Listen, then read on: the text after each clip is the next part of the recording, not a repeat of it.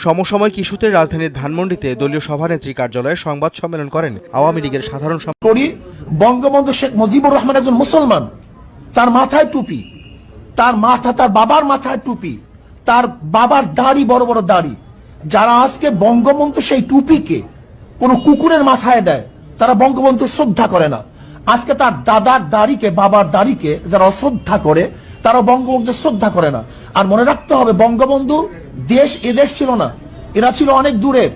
এদেশে আসছে কেন, ইরাক থেকে কেন আসছে, তার ইতিহাস জানতে হবে। বঙ্গবন্ধুর পরিবার ইরাকের, বিদেশি, অনেক আগে এখানে আসছে ধর্ম প্রচার করার জন্য। তারা জাতিগতভাবে ধার্মিক, তার বাবা ধার্মিক, তার দাদা ধার্মিক, তার সমস্ত গোষ্ঠী ধার্মিক।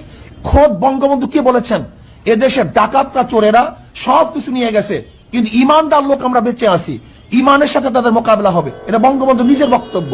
তিনি কি বলেছেন, ইনশাআল্লাহ আমি বিজয়